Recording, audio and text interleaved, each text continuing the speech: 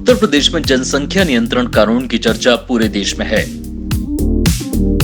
क्या जनसंख्या नियंत्रण कानून पूरे देश में लागू करने की योजना है? ये सवाल इसलिए उठ रहा है क्योंकि भाजपा सांसद राकेश सिन्हा और डॉक्टर अनिल अग्रवाल ने राज्यसभा में जनसंख्या नियंत्रण को लेकर प्राइवेट बिल पेश किया है, जिस पर 6 अगस्त को चर्चा हो सकती है। कोशिश ये भी है कि लोकसभा में भी कुछ भाजपा सांसद ऐसा ही प्राइवेट मेंबर बिल पेश करें। कुछ ऐसी ही कवायद मध्य प्रदेश में भी हो रही है। भाजपा विधायक रामेश्वर शर्मा ने मध्य प्रदेश में भी जनसंख्या नियंत्रण कानून बनाए जाने की वकालत की है। उन्होंने मुख्यमंत्री शिवराज सिंह चौहान को एक पत्र लिखा है। रामेश्वर शर्मा का कहना है कि 10 सालों से लगभग 1.5 करोड़ से अधिक जनसंख्या बढ़ोतरी हुई है, जो पश्चिमी देशों से अधिक है। जनसंख्या कानून को राजस्थान की कांग्रेस शासित गहलोत सरकार के स्वास्थ्य मंत्री डॉक्टर रघु शर्मा ने भी समर्थन किया है।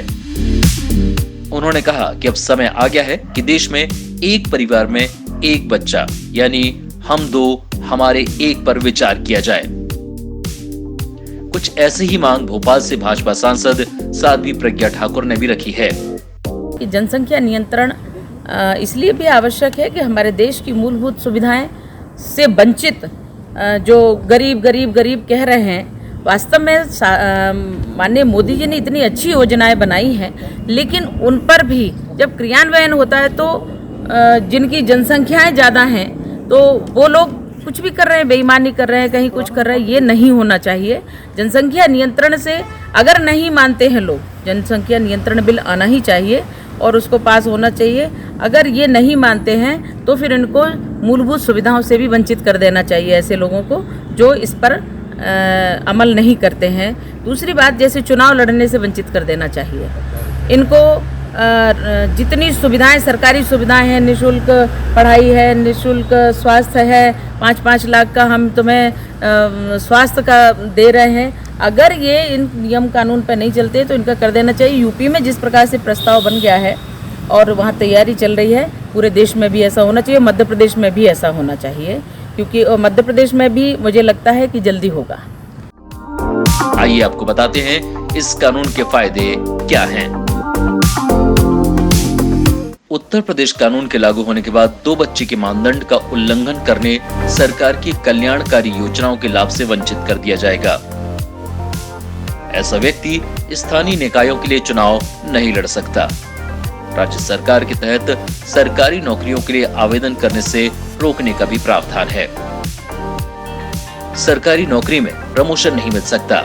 राशन कार्ड 4 सदस्यों तक सीमित होगा और उसे किसी भी तरह की सरकारी सब्सिडी नहीं मिलेगी।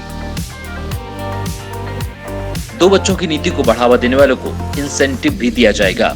इंसेंटिव उसको दिया जाएगा जो खुद का या अपने जीवन साथी का स्वैच्छिक नसबंदी ऑपरेशन करवाकर 2 बच्चों के मानदंड को अपनाता है। मामूली ब्याज दरों पर घर बनाने या खरीदने के लिए सॉफ्ट लोन और पानी, बिजली और हाउस टैक्स में छूट शामिल होगी।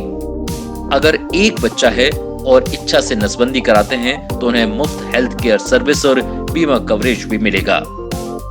साथ ही शिक्षण संस्थानों में एडमिशन में सिंगल चाइल्ड को वरीयता, ग्रेजुएशन स्तर तक मुफ्त शिक्षा, लड़की के मामले में हायर स्टडी के लिए छात्रवृत्ति और सरकारी नौकरियों में एक बच्चा होने पर वरीयता दी जाएगी। 2 बच्चों के मानदंड का पालन करने वाले सरकारी कर्मचारियों को अतिरिक्त रूप से पूरी सेवा के दौरान 2 अतिरिक्त वेतन वृद्धि, पूरे वेतन और भत्ते के साथ 12 महीने का मातृत्व या पितृत्व अवकाश मिल सकेगा।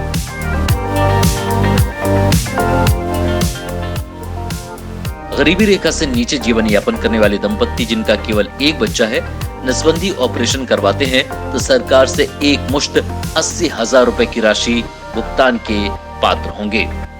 राज्य सरकार के तहत प्रत्येक सरकारी कर्मचारी जिसके 2 से ज्यादा बच्चे हैं, उसे इस अधिनियम के लागू होने के समय इस आशय का वचन देना होगा कि वे 2 बच्चे के मानदंड का उल्लंघन नहीं करेंगे। अगर राज्य सरकार के अधीन किसी सरकारी कर्मचारी को उसके द्वारा दिए गए वचन का उल्लंघन करते हुए पाया जाता है तो उसे तत्काल प्रभाव से उसकी नौकरी से बर्खास्त कर दिया जाएगा और भविष्य में राज्य सरकार की किसी भी सरकारी नौकरी के लिए आवेदन करने से वंचित कर दिया जाएगा।